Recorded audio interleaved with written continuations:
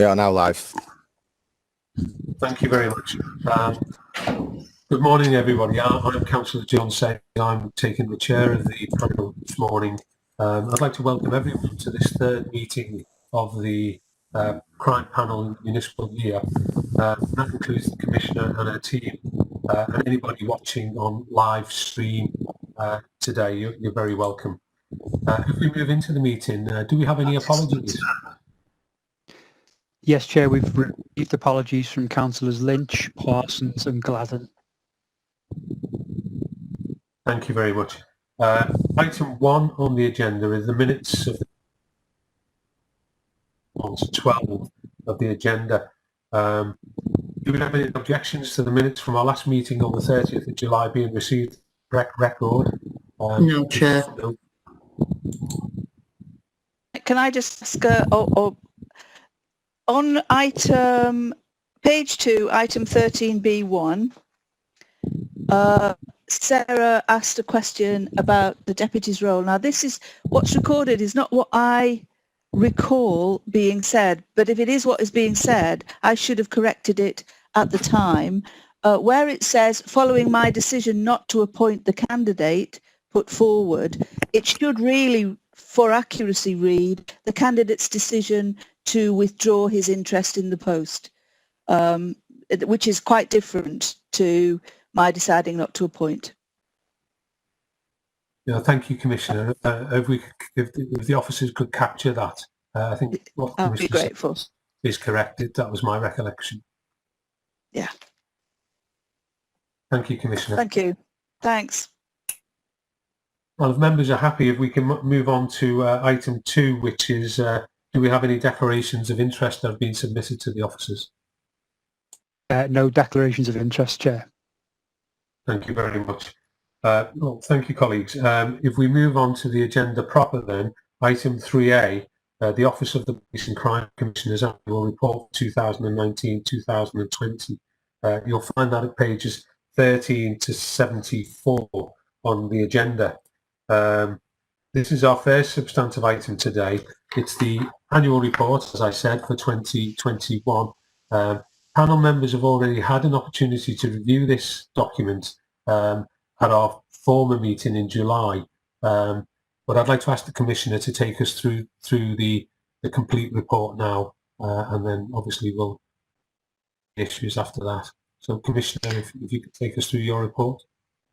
Well, I wasn't going to go through the report in detail, given that panel members didn't have any substantive or indeed any comments at all at the last meeting. I made 1 or 2 text changes, really mostly typos or slight changes to reflect my preferred way of speaking. As you can see, the report is has a range of information in it. Most importantly for me, this is a report that reflects back over the 8 years that I've been fortunate to be the elected representative as Commissioner for Merseyside Police for Merseyside. And I'm very proud of the contents of the report. I'm proud of the achievements that Merseyside Police have made and that I have enabled them to achieve. So I really just want to commend the report to you and to the public, and I will publish in due course. Thank you, Commissioner. Colleagues, we were given the opportunity, as I said earlier, to comment on the draft report at the last meeting. There were no comments. I think we were all happy with the report, and I'd sort of echo what the Commissioner says. You know, it's been a strong 8 years, and the force has done very well given the difficulty, you know, nationally, the circumstances that they all faced. So, does any panel member have a burning desire to add anything now to the report proper? My Chair, Councillor Jennings has indicated to speak. Thank you. Am I unmuted? Yes. Okay, thank you, Chair. Yeah, it's not really a comment on the report so much as a question about moving forward. The visible and accessible neighbourhood policing style, the focus is very much on how the public can access the police force, which is fantastic, and lots of social media, which is really taking off. But I suppose the visible element for me was local constable and PCSOs walking the streets. I'm just hoping that with the increase in police numbers going forward, are we likely to see more of that? So the police coming out of their swanky new offices and back into the public. It's not, as I say, the report is fine. It was just, it's very much focusing on people accessing the police rather than police moving outwards. So that was just a question for going forward. Did we not just, let me just... So I lost part of the stream there. I don't know whether everybody else experienced that. Oh, I can repeat if you like. No, it's fine. If everybody else could hear what was being said, I wasn't sure. I seem to have lost the network at one stage, but that's fine now. If the answer is there will be more police officers available to be deployed. It's a really good position to be in. It's not as good as we were, so we still have some way to go to persuade the government to continue to invest in bringing more police posts into policing generally, but I'm confident that the public of Merseyside will see greater visibility of their police force, and I think that will be very much welcomed. I quite agree. Thank you, Chair. Thank you, Commissioner. Thank you, Councillor Jennings. Thank you, Commissioner. So, panel members, do we feel we can endorse the Commissioner's annual report of 2019-20 as it stands? Okay, I'll take that then that we are agreed, as there are no raised hands, and it will be recorded as that action is endorsed. Thank you very much. Thank you, Commissioner. Item 3B, colleagues, on the agenda, which is the update on preventing crime and antisocial behaviour, which you'll find on pages 75 to 94 of the agenda proper. Our next item is the update for the Commissioner's priority to prevent crime and antisocial behaviour. So I'd like once again to invite the Commissioner to perhaps take us through that part of the report. Again, Chair, the report has been available to members of the panel for the required time. It provides a detail of the activity that we've been involved in. It does reflect 12 months activity. There obviously have been changes to the way that we've been engaging over the last 5 months now, since March. But I think it's helpful to the panel if having presented the report to you in advance, we hear, my staff and I, what comments and questions the panel might have. Thank you, Commissioner. Do we have any comments or questions from the panel? There's no hands raised at the moment, Chair. There is none from Councillor Jennings. Apologies. Sorry. All right, I'll just try and get in quick on everyone. Yeah, if I may, item 5.3.4, it refers to, this is page 79 of the agenda. 5.3.4, it refers to the Liverpool City region protecting vulnerable people thing. I'm not familiar with that. Could you explain a little bit about what that covers, who that covers, and how you'd anticipate incorporating? The Protecting Vulnerable Peoples Forum reports to the regional mayor through the city region. It is chaired by David Parr, who is the chief executive of Halton. And the purpose of that forum was originally to draw together, in the same way that the Safer Merseyside Partnership does and the Criminal Justice Board does, to draw together different strands of work that are multi-agency across the region. It is difficult because the chair is the chief executive of a local authority which doesn't form any of the partnerships that actually function under that banner. So although Halton do often attend, it's usually in an observer role. The forum has underneath it a range of subgroups which are of really vital importance So, for example, the Strategic Domestic Abuse Forum, which is chaired by Assistant Chief Constable Ian Critchley, falls under the umbrella of this forum. There are other subgroups of that forum, which I can't emphasize enough how important for me it is that that forum functions properly and that it reflects proper oversight of the different groups, because the people that it is ensuring that are being protected and given the support that the most vulnerable people on Merseyside need, that forum is the point at which the oversight should be at its most critical.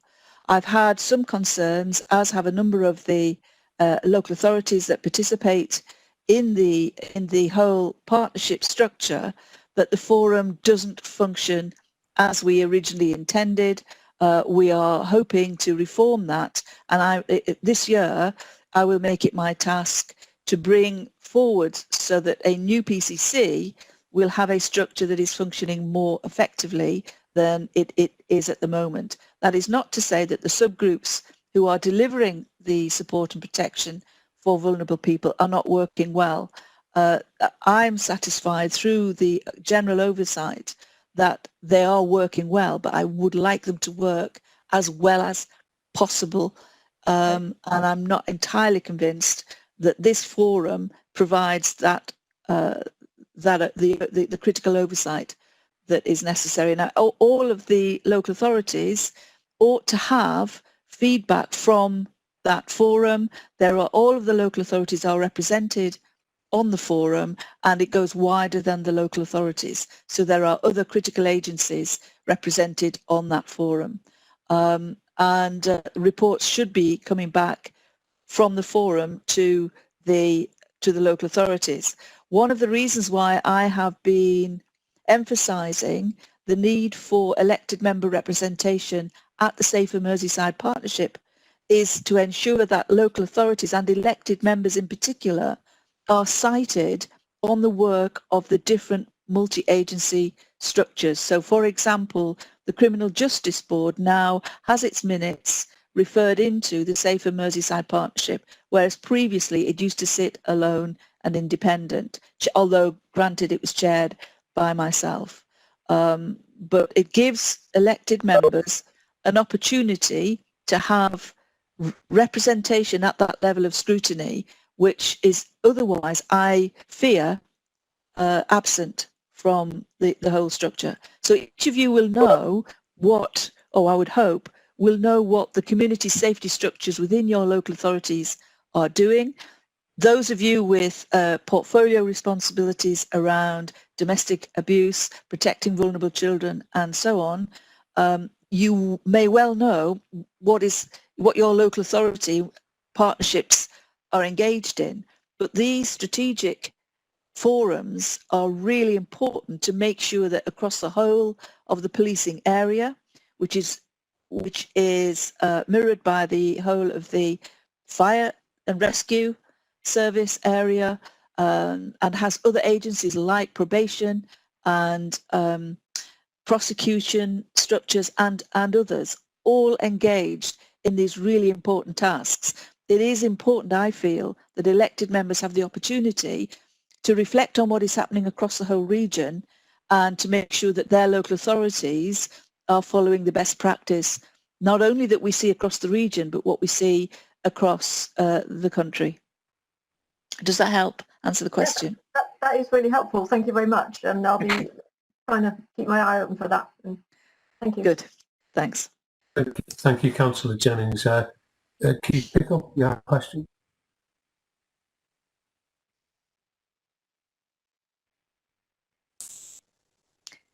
Keith, you'll have to unmute. Sorry, pick up. You're now unmuted. No, he's not. Oh. Okay. Commissioner has just commented on some difficulties in carrying out effective structures.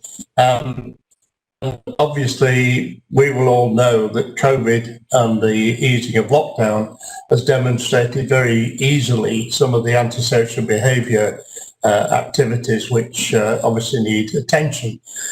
But I wonder if at the end of the day, we can actually say with confidence that the public's understanding and confidence about the tackling of antisocial behaviour is satisfactory for them to enable them to feel safe in their own homes. Thank you. Not sure what the question was in that, Keith. Sorry, could you put that to me again? I was listening, but I didn't quite make out the question. What assurance can we have?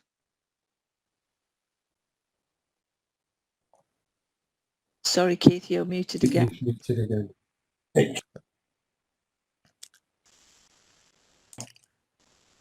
You are muted again. Can we just, members, can we just make sure that I control the the muting and unmuting of members, please? Just because it gets very confusing like this. it keeps slipping off.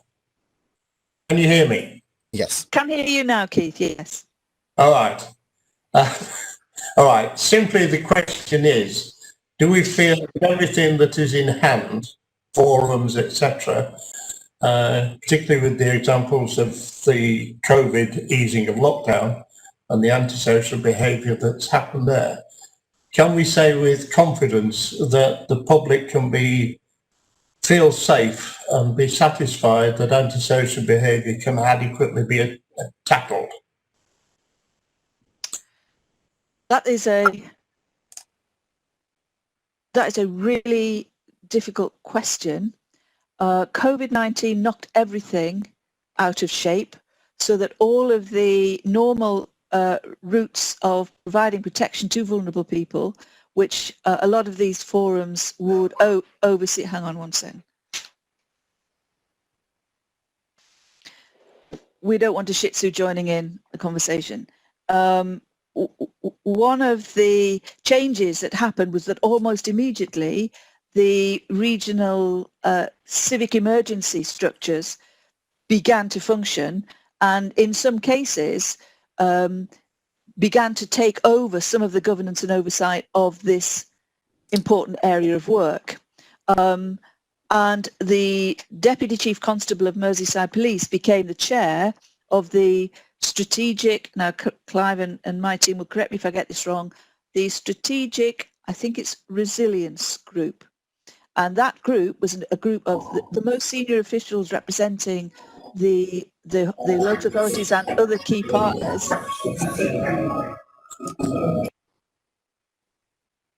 That was some interesting music.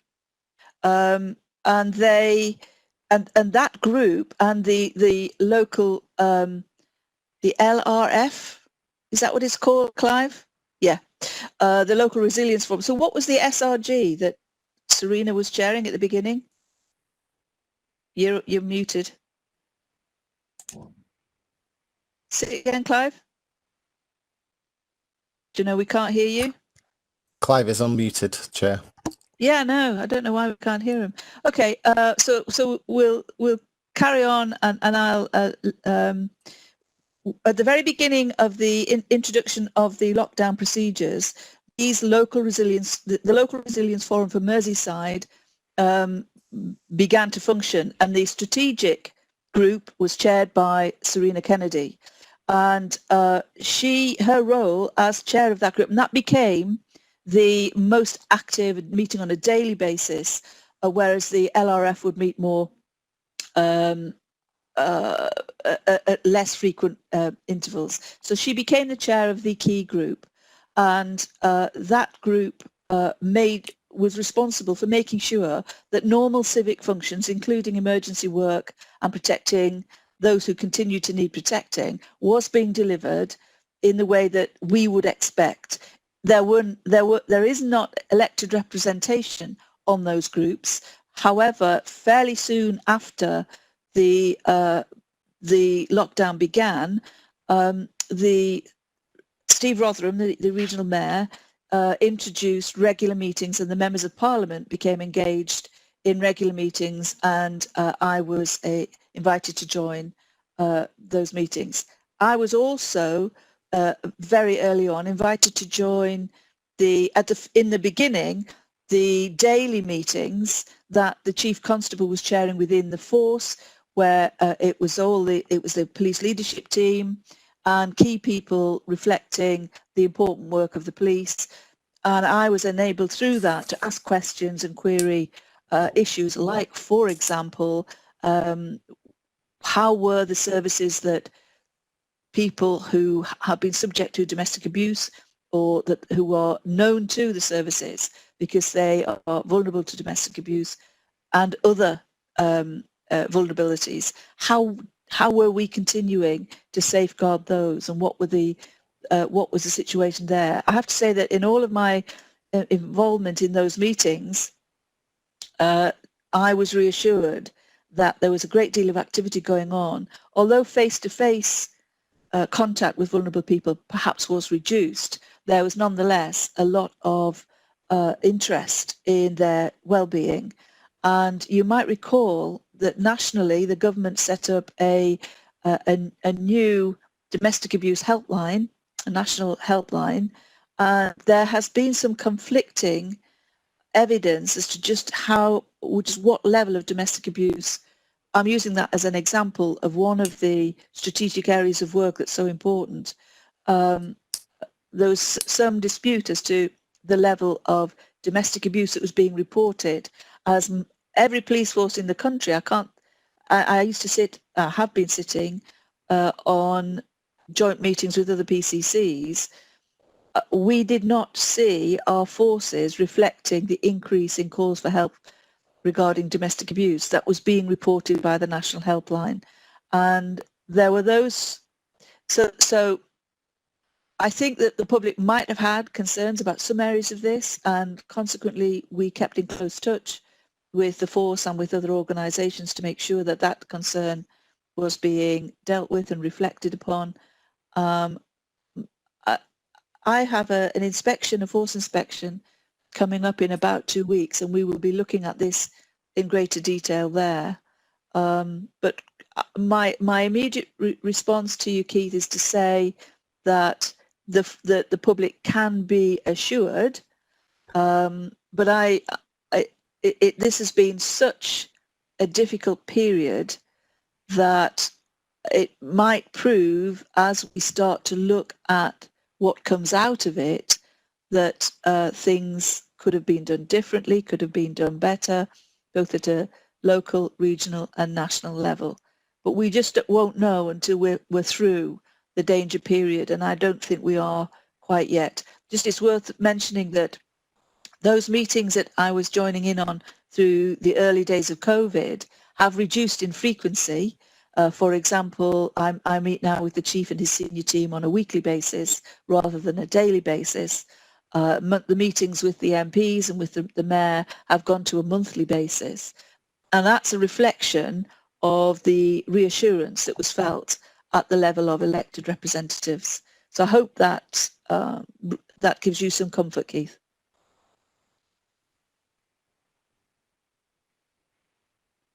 Keith?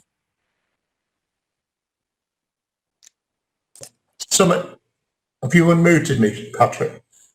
To some extent it does, but I use COVID as an example, basically because I think overall there is an unrest, if you like, in regard to the community and its understanding of how antisocial behaviour needs to be addressed. And I think many of the discussion points, many of the forums, many of the bodies that meet do need to have this real understanding of how people, particularly elderly, feel in their homes and their freedom of movement and freedom of association. And COVID does affect that, but their freedom of movement, freedom of association, freedom from harm, etc., is properly protected. I think you'll find that the report, Chair, reflects the fact that there was an increase in recorded incidents of antisocial behaviour over the period of the lockdown, and as the lockdown began to be lifted. And a lot of those incidents of ASB were recorded as breaches of the lockdown regulations. So my understanding is that what you might call the non-COVID related ASB has remained at what we have come to understand is reasonably low levels, although I know that elected members say that is not what is reflected to them by their communities. But it's the ASB arising out of the breaches of COVID regulations that I think you're right, do cause a lot of concern. The report does reflect on that and does talk about the experiences in some local areas, in particular, I think St Helens and Knowsley is referred to. Sefton also had problems with illegal raves, as did Knowsley, and Merseyside Police and their response to those breaches, I think, has been well received by the public and strongly supported, certainly in the majority of cases. But they continue to have to work to prevent events like illegal raves and other unauthorised events, bringing people together in breach of the regulations, because we continue to have concerns about this virus in our communities, and we're not in a position yet where we can look to having all of the regulations withdrawn. Thank you, Commissioner. Colleagues, if anybody else has anything to raise or any objections, if there are no raised hands, then I intend to... Councillor Aston has a hand raised, sorry. Sorry, Councillor. Councillor Aston. Yeah, thank you, Chair. I don't wish to labour the point, and the Commissioner has already referred to some incidents in Knowsley, COVID-related antisocial behaviour, if you like. But there have been other serious issues in Knowsley where there's been wanton criminal damage, where our one-stop shop in Kirby, every single window was smashed over a period of 2 days.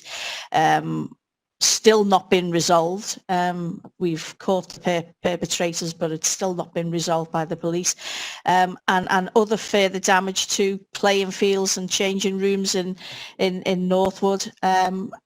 Again, incurring considerable costs to the council, and these again remain unresolved. So I am getting lots of complaints from residents about basically young youths who have gotten a little bit bored and are deciding to just destroy things in the area, and I think that does need to be addressed in order to put some to alleviate concerns of the residents that I certainly represent. But I don't wish to labour the point, Chair. It's been made by other members, but I do think there has been a considerable, in my view, a considerable increase in ASB, not just in COVID-related ASB. Thank you, Chair. Thank you, Councillor Aston. Colleagues, anybody else have any further comments? Yeah. Councillor Sweeney. I keep raising my... If somebody can...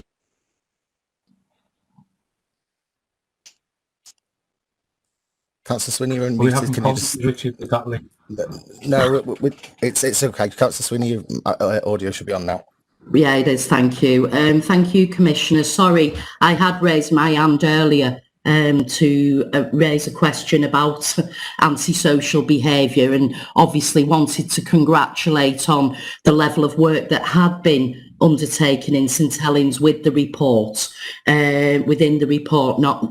You know, you have spearheaded a lot of funding for the area, and unfortunately, as members of the panel have highlighted, this changed significantly with COVID. We are seeing increased rates of antisocial behaviour all across the borough. The town centre, groups of youths, as has also been mentioned. And I just wondered, in relation to the intervention that has already gone on, are you confident of the outcomes in relation to addressing ASB, particularly with our young people, as it seems that some of the most vulnerable who haven't had that face-to-face, obviously because of current circumstances, whether there is a plan in place to kind of maybe have a more focused approach coming through this? Have you made plans? Yeah. Thanks, Councillor. The community safety grants, paragraph 6.3, page 80 of your report, are the key way, agreed with the Chief Constable. We give part of the police budget to local authorities across Merseyside through the community safety grant. Now, the reason I do that, and it follows the practice of the police authority before me, and it isn't necessarily the practice of other PCCs, but the reason I do that is because it then enables local authorities to use those funds to work with their local communities and local policing teams in their areas to determine the best way to invest that money. And the report reflects how that funding gets invested in each local authority area. So commitments around tackling antisocial behaviour are very much locally driven. And in my opinion, that is the best way to achieve longer lasting improvements. It's because local people feel the antisocial behaviour the most and are most acutely aware and involved in reflecting that to elected members and to their local policing teams. Antisocial behaviour is one of those areas that didn't even used to be defined as a crime. It would be recorded as vandalism or noise pollution or something of that sort. In my experience, antisocial behaviour is exactly what it says. It can blight a community just as effectively as serious crime can do, because of the way in which it undermines a sense of peace that residents feel in going about their ordinary daily lives. And antisocial behaviour can only be tackled successfully if it involves every agency on the ground that has a role to play. And local authorities and the police are just two of those. We've got youth, we've got youth justice team, we've got a whole range of community and voluntary groups who all play a part in that. Now, what has happened over the years of austerity is that local authority funds and the funds available to community and voluntary groups and to some of the other key partners, the Fire and Rescue Service and others, has reduced. And unlike policing resources, which have recently been increased, we haven't seen the same apply to some of the other key partners. Now, what the government needs to understand is if we are to really be successful for the long term against antisocial behaviour and helping young people to achieve the best that they can for themselves, we can only do that if we continue to invest long term.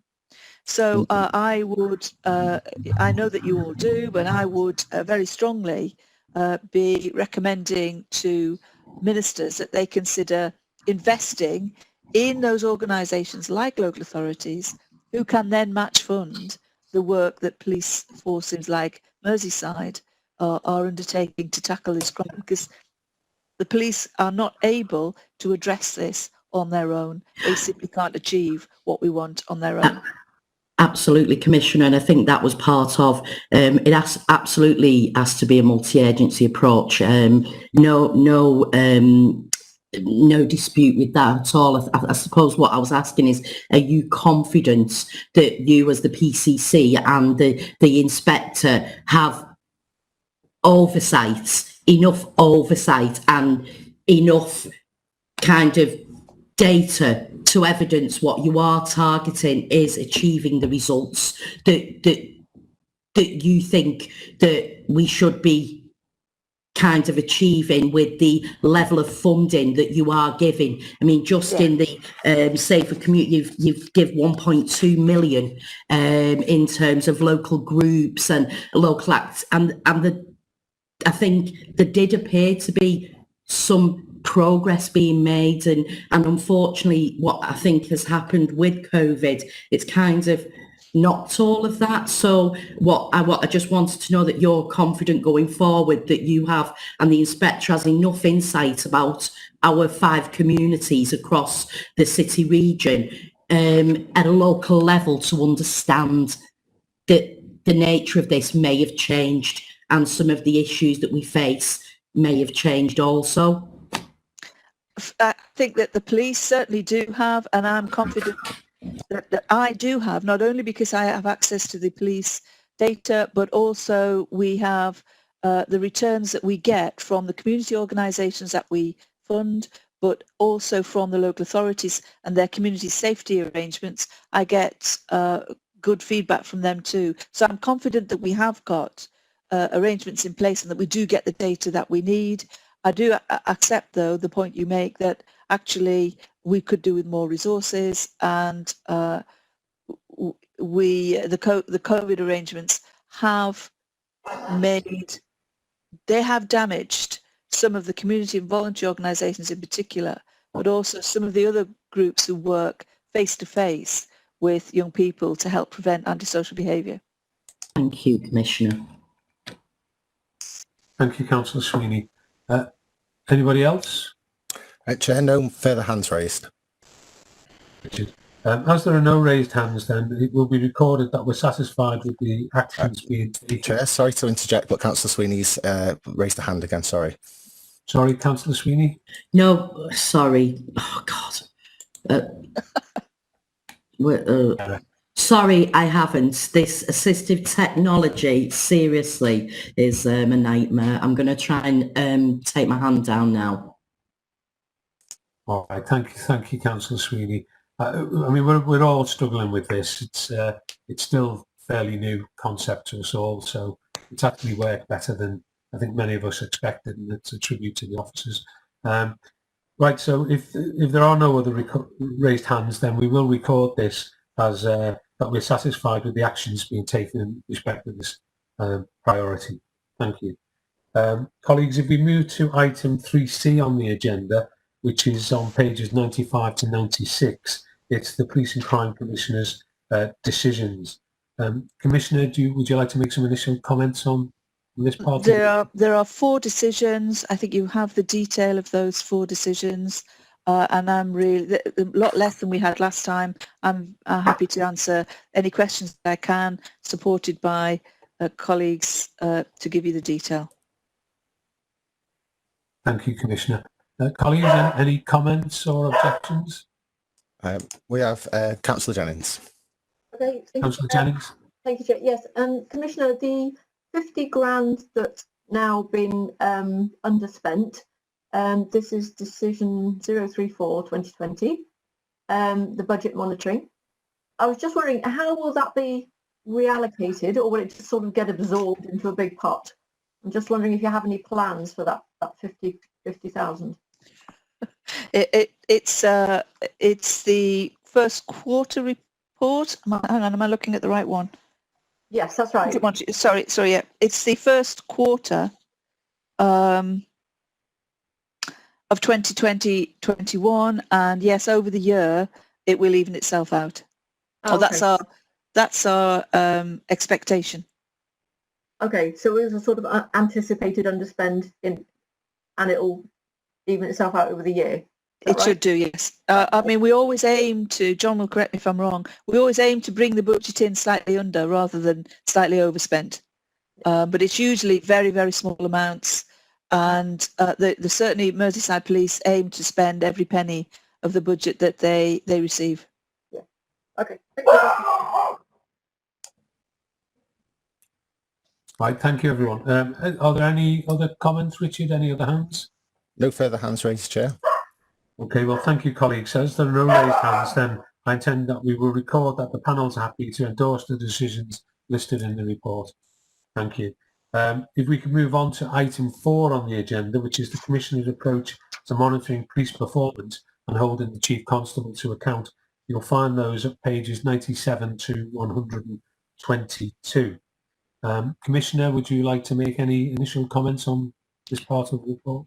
This is a regular report that you receive on structures. It's a comprehensive explanation of the structures as the appendix, and I don't really intend to make much comment in presenting it, other than to say we've maintained most of these structures throughout the period of lockdown. Thank you, Commissioner. Richard, do you want to take me through the hands? And I can see some hands physically raised, but I'll go through you if I may. First to raise the hand was Councillor Rowlands. Councillor Rowlands? Thanks. I do apologise first, Commissioner, for the music in the background. I'm in Portugal at the moment.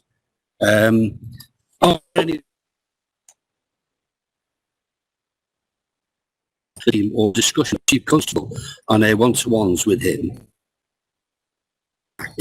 Whilst I understand that the private things do have to be discussed and talked about, but more information, I feel, is needed to be published for the non-private ones, and especially for the panel members to be able to assess her working relationship with the Chief Constable.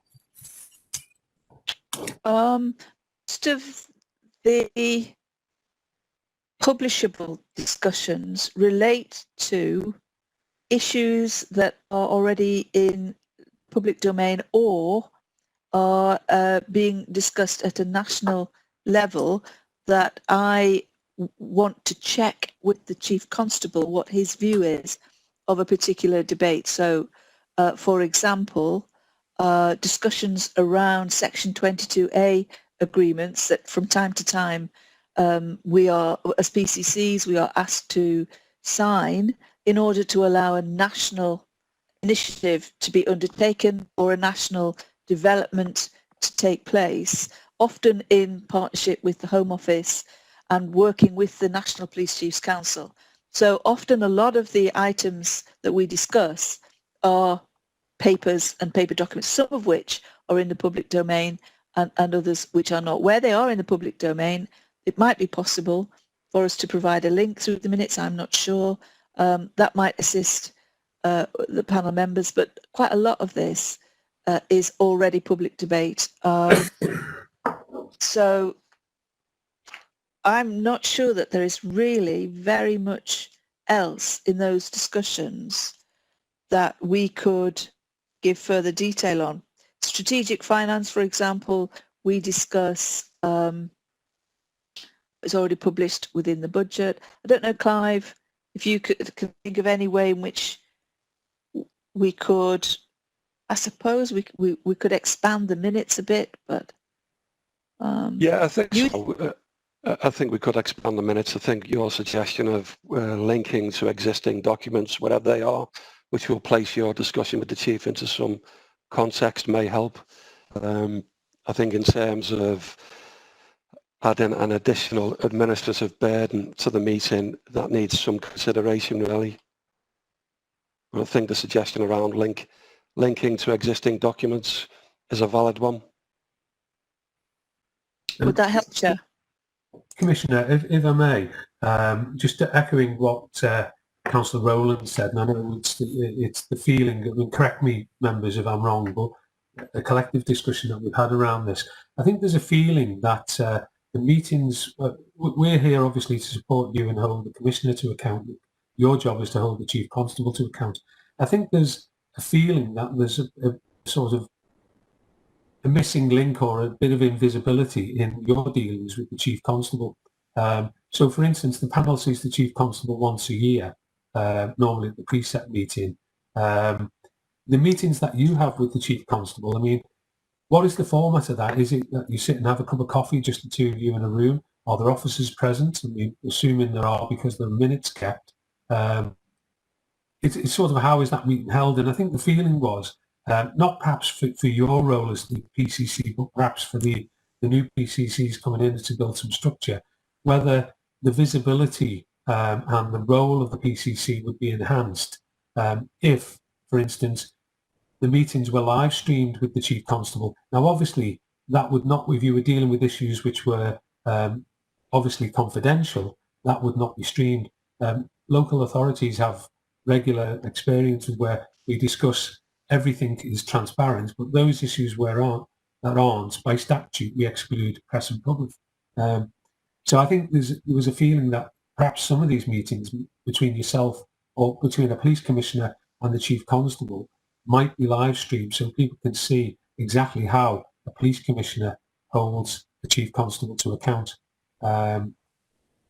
rather than have to go through sort of dusty old minutes, which obviously don't give the feeling or the flavour of how those discussions and what the relationship is. Colleagues, feel free to come in on this if you feel I've given the wrong slant on it. I know we've all discussed this in the past. I'm trying to encapsulate really, certainly it's my view, but certainly encapsulate everybody else's view. Richard, if anybody wants to. Yeah. Chair, just Councillor Sweeney, in terms of, we're being asked to look at how we can improve the public understanding and relationship with the PCC, and in terms of the live stream, we're not here to hold the inspector to account, obviously. However, that kind of command from the chief inspector to the PCC to the panel, there does appear to be a missing opportunity for the public to gain a better understanding, and live stream was just one of the things that we thought that, because so many people are digitally switched on now, that would that be a possibility to see that line of accountability? I hear the point the panel is making. I'll be very straight with you. I would resist that. In my experience, these meetings with the chief are really precious. They often get moved around. So nailing them to a live streaming spot where the public know when it's going to happen is in itself the first challenge. The second is that live streaming events of that nature, where it's just the two of us, I wouldn't want them to turn into a performance on both of our parts. There are really critical meetings at which we both need to be able to discuss some really significant issues and be able to speak our minds to each other, including detail about what we think about government initiatives, or what we think about National Police Chiefs Council initiatives, or what he thinks about Association of Police Crime Commissioner initiatives, and also local issues that are of a pressing and urgent nature. And it's really important for me for that relationship to be good enough and have sufficient respect between the two, between the PCC and the chief, to be able to speak frankly without worrying about what outside observers might make or might report of our comments. For that reason, I think it works really well as it is. A new PCC may take the opportunity to change that. That will be a matter for them. But for me, working with the two chiefs that I have worked with, and in fact, based upon the way the Northern Ireland office used to arrange it when I worked in Northern Ireland with the Chief Constable, and I was the Security Minister responsible for policing and security in Northern Ireland. This was the best way in which I could say, hand on heart to the Chief Constable, tell me, have you got the resources you need to do the job that you've got? And he could say to me whether he had or not, and we could discuss how, you know, what needed to be done to assist him, or what they need to do differently. And my view is, it's a very strong view. This is the way I have done it now for 8 years. I hear what you say about a lack of visibility of some part of that relationship, but for me, that's an essential part for the relationship to function as well as it needs to do. So I wouldn't be looking to change it, other than perhaps to reflect about how we produce the minutes. I accept that's not as dramatic and perhaps interesting as it otherwise might be, but if I started to introduce a live streaming of the conversation would very quickly get dry and dusty, and we would still have the conversations offline that probably you would find most interesting. So my response is to say, I hear what you say, but I wouldn't make that change. It is a matter for a new PCC to decide whether they would do it differently. Yeah, I wouldn't disagree with the word that you said there, in respect of like the fireside chats. And, you know, I would expect commissioners to have tea and coffee and be able to discuss freely and frankly with the Chief Constable off the record. You know, I mean, if that didn't happen in public life, nothing would get done. Yeah. So I think we all appreciate that those meetings, whether they're diaried or not, take place, and so they should. Yeah. I still think, and I think the collective view of the members is that, you know, perhaps 2-3 times a year, 4 times a year, once a quarter, a meeting between the PCC and the Chief Constable, whether it's staged or not staged. I mean, let's be honest, most committee meetings that we have of councils, of ministers, etc., are formally structured. So a formally structured televised meeting where people can actually see that the Chief Constable is held to account by a PCC, I think would go some ways to enhancing perhaps the public's opinion of a PCC. And I know the Home Office is currently doing some research on that, because obviously they detect that there is a problem in the public's perception of PCCs. So as I say, I don't think the suggestion is to get in the way of the fireside chat and the tea and coffee. And I don't mean that in a frivolous way. You know, no. I think everyone understands that there are serious issues and serious matters where the Chief and yourself need to put your cards on the table and be perfectly frank with each other. But I think the members, and obviously they'll come in now and either agree or disagree, but there could be a format similar to the format that we're using now, where people actually see visibly the PCC holding the Chief Constable to account. I don't know if you have any thoughts on what I've come back on, or if any other members want to come in. Chair, yes, we have Mr. Pickup, Councillor Rowlands, Councillor Jennings, and then Councillor Sweeney. So we'll take them in that order. So, Mr. Pickup. Sorry, Chair, my comment isn't related to the current issue. Can I come in later? All right, if we could belay that one then, Keith, and move on to and stick on this particular topic. Councillor Rowlands. Thanks, Commissioner. I totally agree with you on this live streaming of all meetings. I mean, that would not be appropriate. But I do agree with the Chair's suggestion of whether it's staged or not, the public could see and the relationship between yourself and the Police Commissioner. I think that would be helpful. But this also points out that the minutes that are made of these meetings should be quite substantive, so that we can, on the panel, can assess of what's actually going on. Obviously, the things that you need to keep, secret's not the word, but you know what I mean. You need to keep to yourselves, because there are things that you discuss that confidential. That's the word I'm looking for. Shouldn't be out there, but we need, as a panel, need to see that relationship working during the year, and we can't assess that if we're just getting small minutes of just 1-2 liners. We need substantial minutes to see how that is developing and what is actually happening between you and the Chief Constable. But I do understand about the live stream, and I do agree with you on that.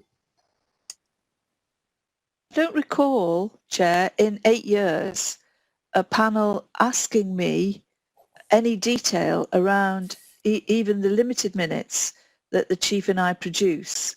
And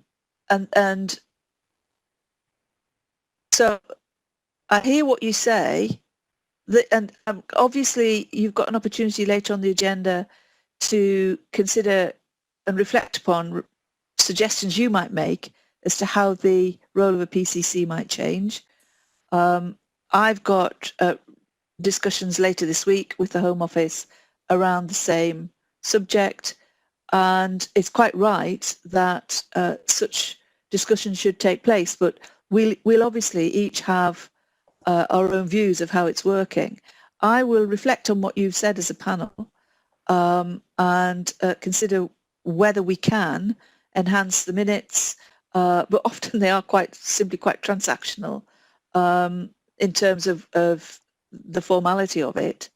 But I can't really think of anything further that I could suggest at the moment. I mean, Clive and I and John and Carolyn will take this away and think about it, and obviously reflect on it with the Chief Constable. But I wouldn't want to introduce. So I think it's really important that a Chief Constable of Merseyside Police, one of the bigger forces in the group of forces which are counted as the biggest forces in the country, a Chief Constable who plays a national role as the lead for the National Police Chiefs Council on crime and tackling all crime, and who therefore plays a role for the Home Secretary, which is different than the majority of other Chief Constables.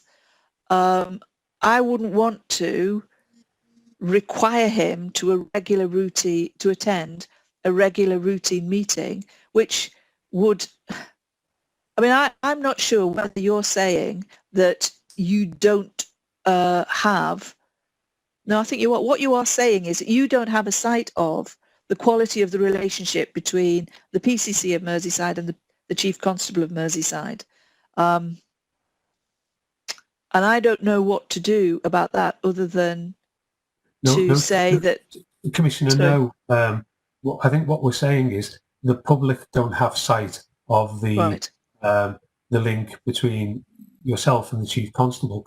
I mean, Right. there's the rub in something that you said, in that the minutes are dry and dusty. So ipso facto, the meetings are dry and dusty. So well, quite clearly the meetings aren't dry and dusty. There must be some sort of physical interaction. And I think what we were looking for is, I mean, I accept, you know, I know the Chief's a busy man. I know he does serious and organised crime, but he has a diary and he does have fixed meetings, which are subject, obviously, to operational commitments. And I think what we were looking for is some sort of visibility for members of the public of how the PCC holds the Chief to account, other than dry and dusty minutes. I don't think for a minute we're suggesting that, you know, we have a streamed video link of you and he discussing strategy and tactics of how we're going to dismantle an organised crime group. You know, clearly that's not on the agenda and that's not what we expect. But, you know, for us to say, well, all the meetings are dry and dusty and here's the dry and dusty minutes, and basically you just have to accept our assurances that the Commission is holding the Chief to account. I don't know how we demonstrate that. I mean, I accept it's a difficult question, and that's probably why the Home Office are doing research into it. But just to make it clear that, you know, that's not, we're not seeking to pry on what we accept has to be private, confidential, and off the record frank discussions. That's not the issue for us. Can I reassure you that at no point do we get into that level of detail on police operations, and I wouldn't ask the Chief for that level of detail. No, but what does happen is that we will be discussing maybe a paper from a national group that within the National Police Chiefs Council or within the Association of PCCs or from the Home Office, and one or other of us will have some pungent views about the proposal, potentially the proposer of the paper, and we would have to. It would make it even drier and dustier than it already is. I think a lot. Look, the best I can do is say, look, I hear what you're all saying. I accept it's a criticism that the panel is making collectively, and all I can do is say, well, we will reflect upon that. Thank you. Thank you. Richard, do we have any other members wishing to speak on this topic? We do indeed, Chair. Councillor Jennings. Thank you, Chair and Commissioner. I think it's pretty much been covered. I suppose what we were looking for was evidence of the challenge rather than evidence of the meeting. And we've got ample evidence that that there are a lot of meetings that you go to and you do discuss things. It's having the challenge that's visible and accessible. That's what we are supposed to be looking at. But again, similarly, it kind of links to the fact that the Chief Constable doesn't attend the force inspection meetings. So, and that one is a bit more public. Again, there's no interaction with you with the pair of you there. So, really, it was just getting that relationship more visible. But I don't think we need to repeat it. I think it's all already been covered. And you, as you say, you will take it away and look at it. Let me just say a comment about the inspections. The inspections, in a way, go to the core of all of this, because if the relationship between the PCC and the Chief Constable was not sufficiently strong, then the Chief Constable would not expose his deputy or his or her, and I'm talking generally now, they would not expose their Chief Officer team to the direct public scrutiny, which is what we've got here on Merseyside. So on Merseyside, we have the opportunity for the PCC to scrutinise to a really high level of detail and to challenge chief officers in their individual areas of responsibility and the portfolios that they hold, which actually goes beyond, it could be argued, goes beyond the remit of PCCs. And a chief constable could quite rightly say, well, I'm not going to put my deputy up because your role is to scrutinise me as the chief, not my deputy and the team. Because for those police forces run on the day-to-day management of the deputy chief constable in most cases, certainly in the cases of large police forces like Merseyside. So, and the chiefs tend to play a more strategic role. So what we've achieved here is a local arrangement that works really well because it gives me and my team public access to that challenge. So whilst I accept what you say about the visibility of that direct challenge to the chief, it is at the inspection that the chief has stepped back in a way to say, look, the day-to-day decisions and the management of issues facing the force and the management of operations and deployment of police officers are made on a day-to-day basis by the Deputy Chief Constable and the team of Assistant Chief Constables that support her in our case. So if we were to do something to change that, I feel I would run the risk of losing that direct opportunity to question on crime trends, on vulnerabilities, on the detail of what the force is seeking to achieve, on, for example, clear-up rates of crimes, on the pressure on the call centre, on even detail around workforce well-being.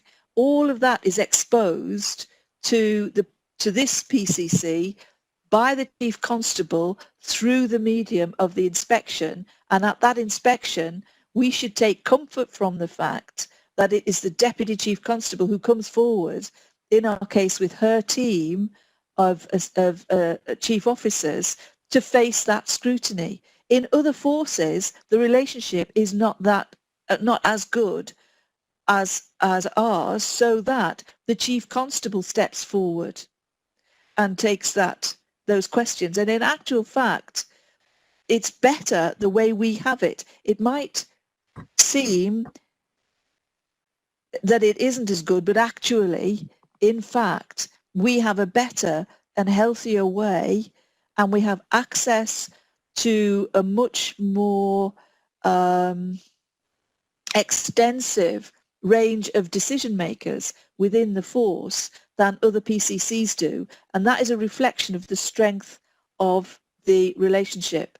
And from time to time, the challenge is done through that inspection route rather than through the Chief Constable. But in every case, the challenge is understood and known of by the Chief Constable.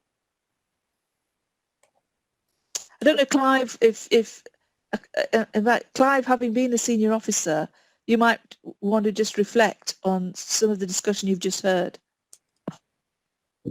Yeah, I think you've covered most of it, really. I mean, as you say, the deputy is the operational commander of the force, but the detail that we go into at the force inspection meeting is really significant, and I know some members of the panel have attended the meetings and get a real understanding of how intrusive, and quite rightly so, those inspection meetings are. I think a lot of it is about relationships. We are fortunate here that there is a positive but challenging relationship between the Commissioner and the Chief Constable, and where those direct challenges come in from the Commissioner to the Chief, they are quite blunt and impactful. I am not personally sure what benefit there is for the community to see that taking place, other than some reassurance. But I think engagement with the force inspection process, and obviously if any members of the public have tuned in today to listen to this panel meeting, I'm sure they would be reassured to an extent.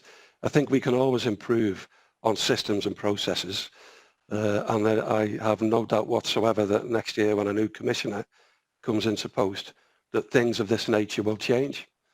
I think that's it. Thanks, Chair. Mr. Pickle?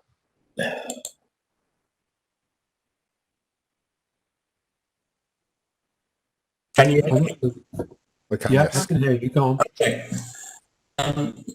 I think in a way, the word that I've just heard from Clive was fortunate. I am very satisfied in many ways that the relationship between the Commissioner and the Chief Constable is a working one, and which I have, in the main, every confidence is working as it should. I think the problem that panels have is if relationships go wrong, and how that is dealt with and where the evidence is for dealing with that. It's happened in some other areas. We are very fortunate in that we have, in the main, a very good system and a commissioner who ensures that we are kept well informed. But there are risks that relationships can break down, and the panel needs the evidence to be able to handle that. In regard to the forces inspection meetings, when I say I have attended one, I wish I could have been able to attend more. I found the meetings, A, very beneficial and very informative, and secondly, that the Commissioner asked very searching questions of the officers present. So in terms of effective meetings, I believe they are very effective.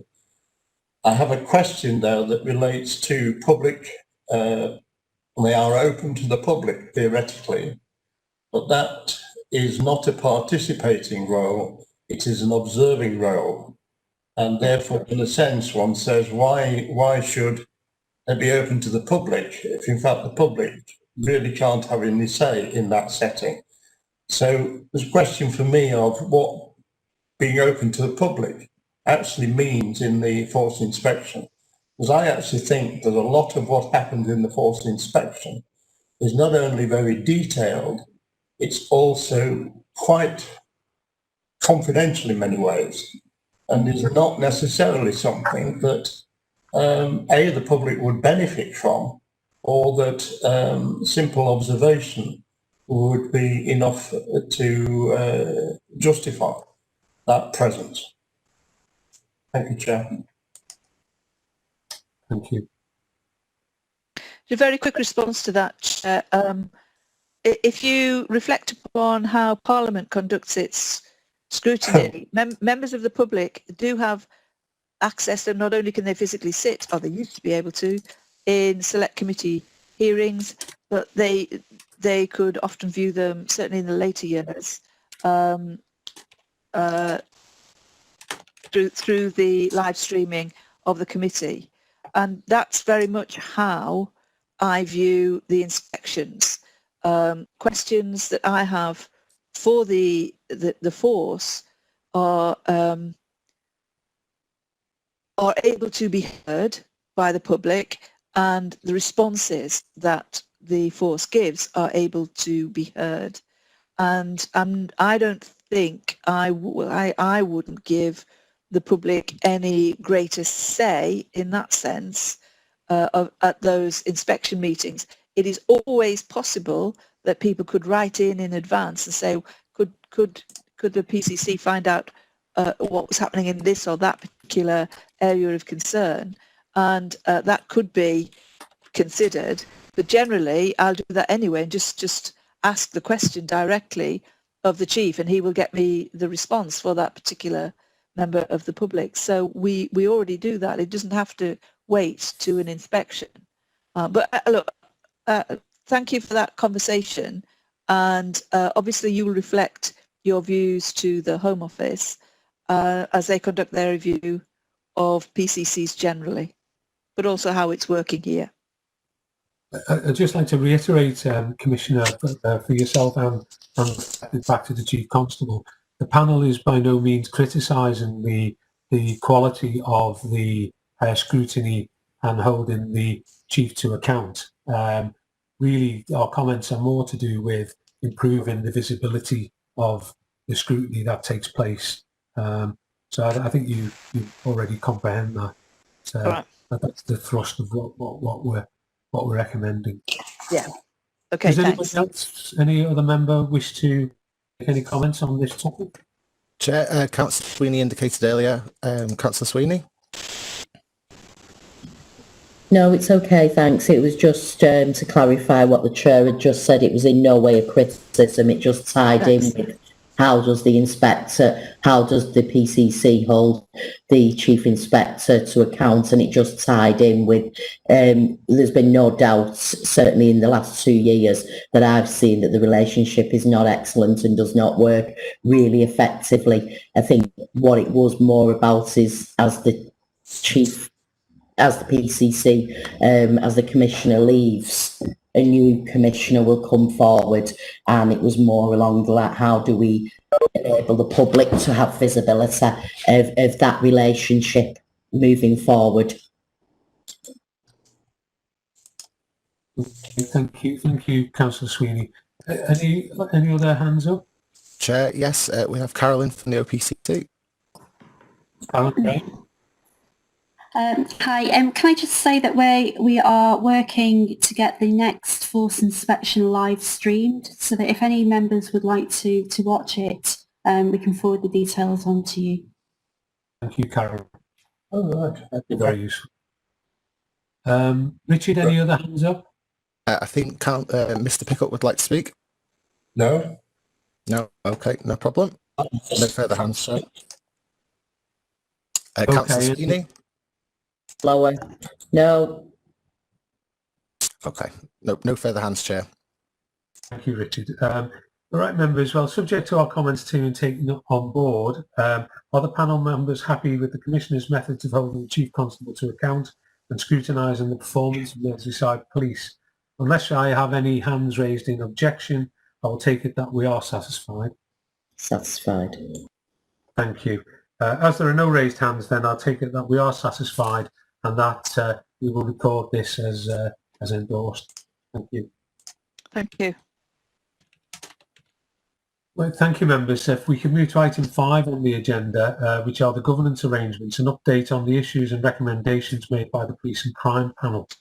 You'll find this on pages 123 to 126 of your agenda. Commissioner, would you like to make any initial comments on this report? Only to say that my understanding is that we're up to date. Members wish to make any comments or objections on this item? No hands raised at the moment, Chair. Thank you, Richard. As there are no raised hands then, we recorded that we are happy with the responses. As the remaining agenda items are internal panel business, I'd like to thank the Commissioner and their team for their attendance today and invite them to leave the meeting if they so wish. Thank you. Thank you very much. Thank you to the panel. And thank you to those making it all work. It goes well. Cheers. Yeah. Bye. Thank you very much.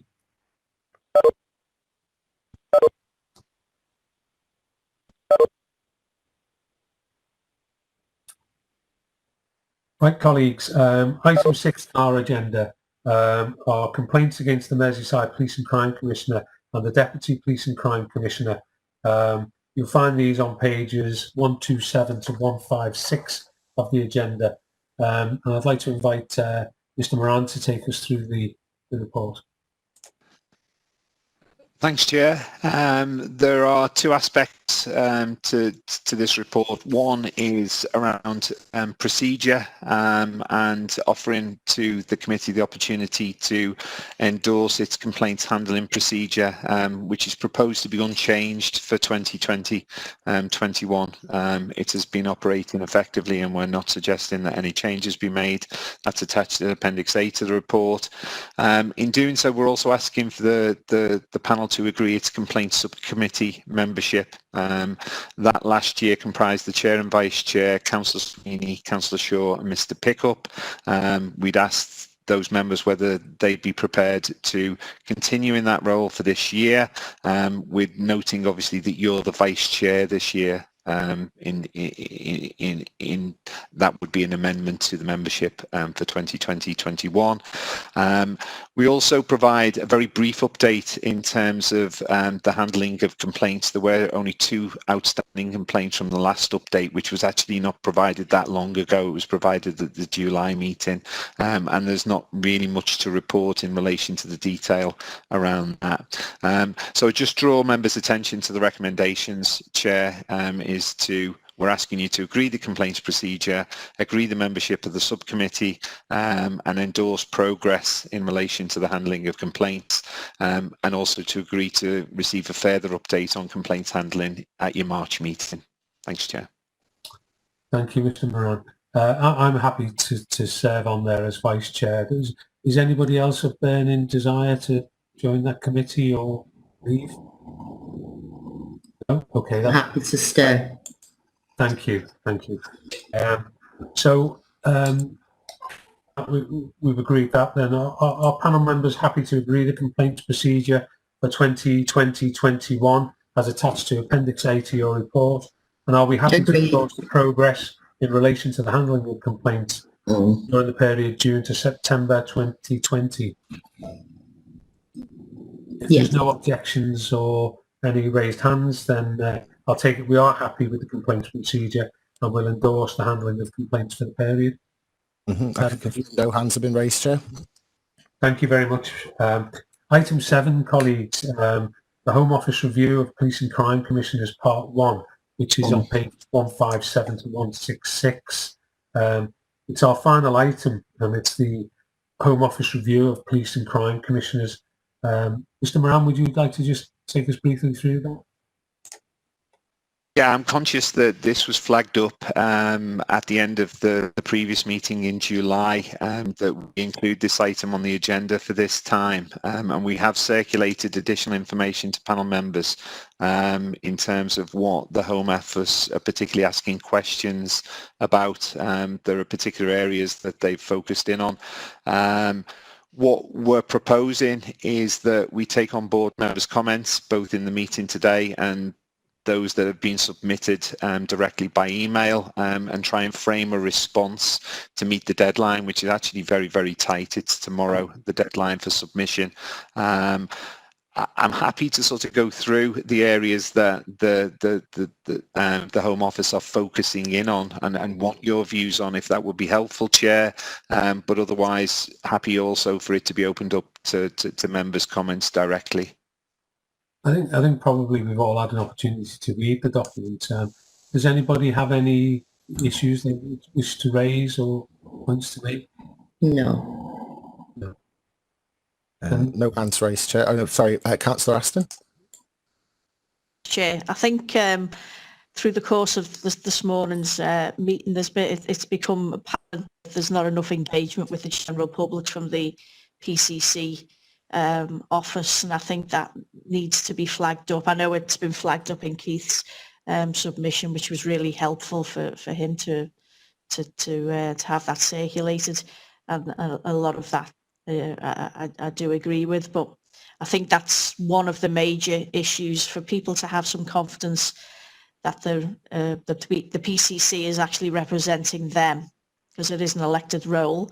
I think it does need to be seen to be more engaging with the general public and explaining its role better, because I don't think, if I'm honest, an awful lot of residents out there understand the role of the PCC, and that needs, if it's to continue, then in some meaningful way, then it needs to be able to be explained and accepted by residents. So I think that's come up thick and fast today in today's meeting. The lack of apparent engagement.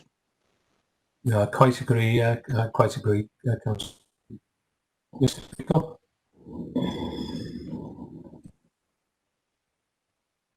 I think the submission, the key thing that I'm concerned about was this, I suppose, the position of a PCC being, as it were, an unemployed person, i.e. Like you all are, you're elected representatives, and as such, your term is determined by the public, and theoretically the same is true of the PCC. But at the same time, this panel has a responsibility to oversee the role of the PCC and to ensure that the police force, through that oversight, acts effectively to meet the needs of the community. I don't feel that the panels, and I think this has become more evident in other panels rather than this one, but I don't think the panels have been given the teeth that they should have to be able to have an effective say in what goes on. For example, this morning it's been mentioned that the Chief Constable has meetings with the PCC, and we've discussed that relationship. The panel has no relationship with the Chief Constable.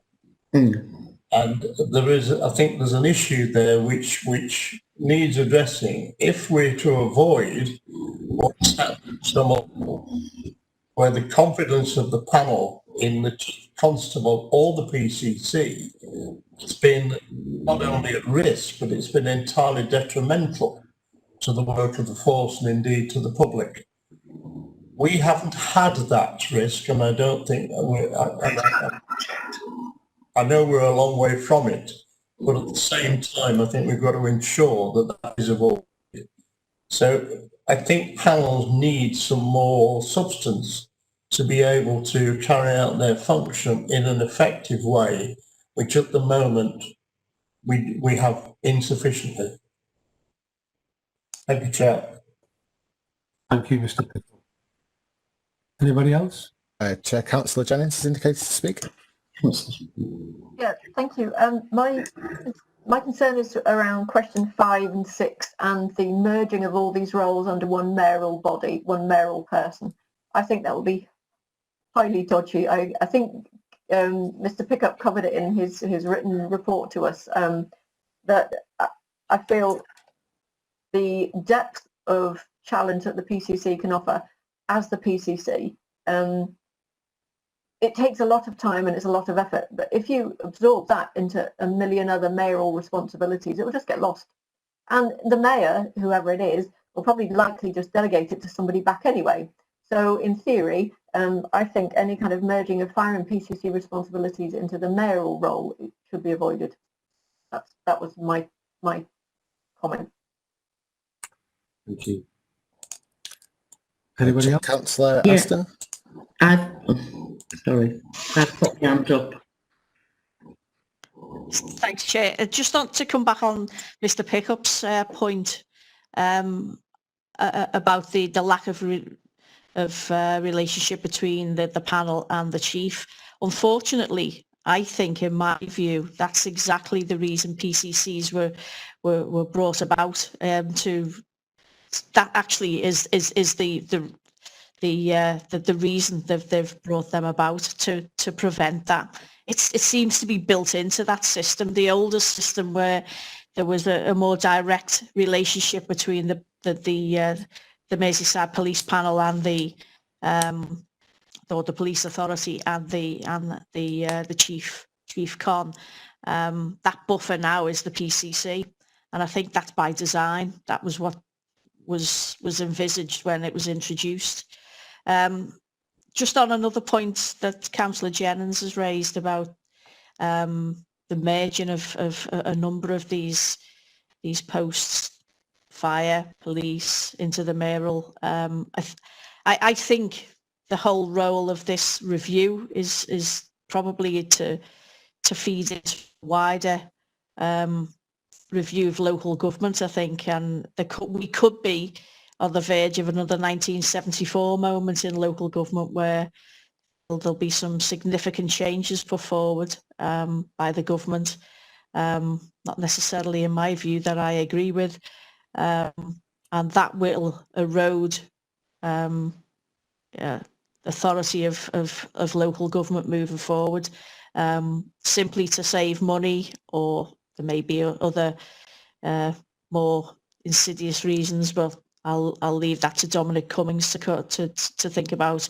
But this will form probably part of the wider local government review, and I fear that lots of these proposals will just be foisted upon us anyway. Thanks, Chair. Thank you, Councillor. Councillor Shaw.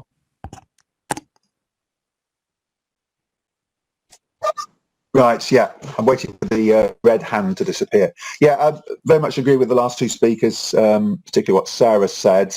I do think, in a way, we're lucky in Merseyside because the elected mayor obviously includes Halton, and the police, well, the police and the fire doesn't. So it would be quite complicated. I'm not quite sure how anybody could combine them. I actually think, in respect of police, there is a widespread feeling. I mean, Merseyside is quite a large force, and it might not be affected, but there is a feeling. I think there's something like, is it 43 forces? And there is a feeling amongst a lot of people that maybe it's too many. It does seem to me, you know, when it says, one of the questions, what do you see as the strategic benefits of having a single elected leader? I think there's a major disbenefit that if you feel, I'll just float an example. Well, sorry, I'm trying to think of an example. Sorry, there isn't an elected mayor for Cumbria or Lancashire, but if you had one and you have Cumbria Police and Lancashire, and there was a feeling that they ought to merge, then it actually becomes more difficult if you have somebody. I'm not saying it would happen, but if we were to, let's say, merge with Merseyside, well, the problem is we have an elected mayor covering police, albeit with the Halton problem we can't. And Manchester do have, I think, the elected mayor that does cover police, doesn't he, at the moment? It actually makes it more difficult to rationalise the 43 forces. So I think there's a strategic argument very much against it. Thank you. Chair, Mr. Moran would like to speak. Yeah.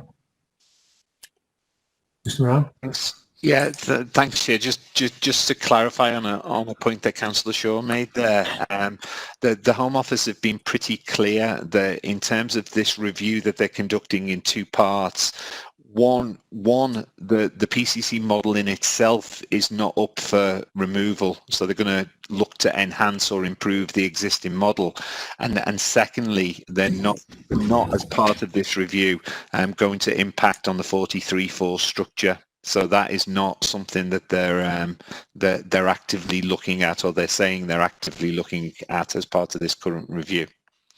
Chair. Yeah, thanks for that. Chair, Councillor Sweeney's had a hand up for some time now, so just like to come to it. I should be relying on you. You've actually taken it off my screen. Yeah, my camera's failed, unfortunately. Okay, so we're out to persist with this. I'll follow your guide, Richard, then. Councillor Sweeney. Yeah, I'm sorry. I'm going to have to go. It's overrun longer. I do have to go a funeral. But just to say, my issues around the PCC and the review were about the lack of probably authority we have, really, or it almost feels that, yes, whilst we're here to scrutinise and we're representing all of our boroughs, we really have no authority to influence in our boroughs, which makes via the PCC straight through to the inspector, and that's where that line of accountability, what I was raising, it's not about saying that we tell the inspector what to do, but we have very little line of transparency along that. The PCC, obviously, the Commissioner does have that relationship.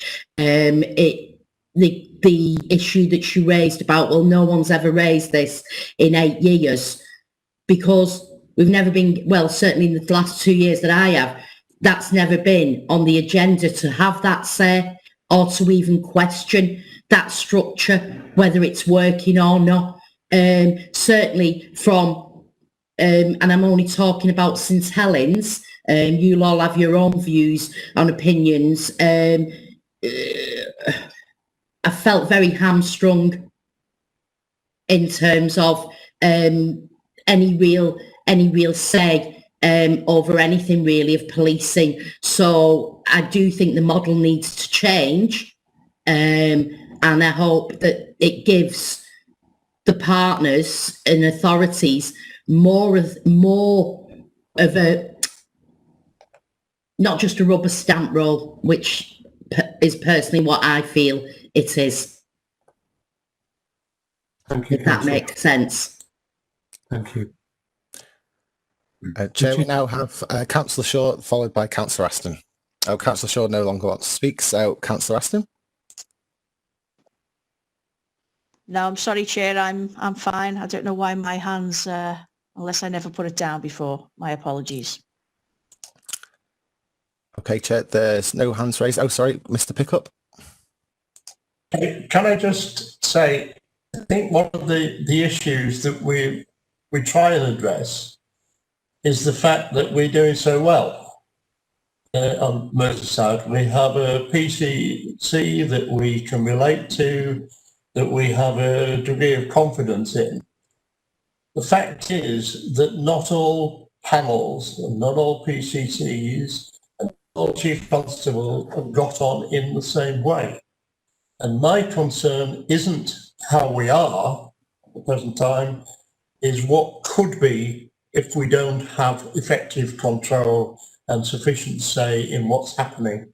And that's why in the paper that I raised, I talked about a potential relationship with the Chief Constable and more say, as it were. And I, in fact, think that the chair of the panel needs to be enhanced, and the deputy chair, to be enhanced to ensure that it is a more effective role in overseeing the work of the PCC. We can go on with every confidence because we have a good and fairly positive relationship and still ask questions. But at the end of the day, what we have to do is safeguard against the things happening which have happened, we've already seen happen in other areas. So I think a lot of what I'm commenting on is against that risk. Thank you, Chair. Thank you, Keith. Anybody else? Nobody else has indicated to speak apart from Mr. Moran. David, did you want to speak? Unfortunately, we can't hear you, David, despite you being unmuted.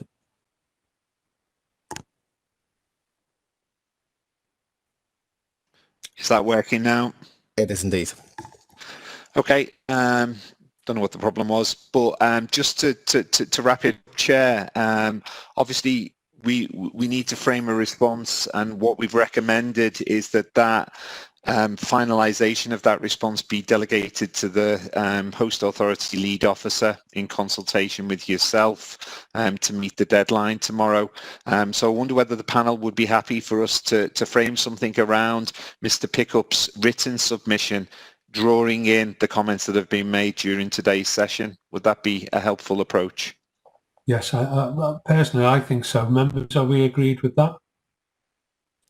Yep. So unless anyone's any objections, I'll take it that we're happy for the final submission to be forwarded on behalf of the panel by the host authority, and the officers will encompass what we've discussed today, as well as Mr. Pickup's comments. Yeah. Thank you. Item 7 are any other items which we deem to be of an urgent nature. I've not received any items of an urgent nature. I take it no one has anything to raise? No? Well, in that case, I would like to thank you for your attendance and declare the meeting closed. And if we could wait until the live stream finishes, please, we'll have that confirmed. Thank you.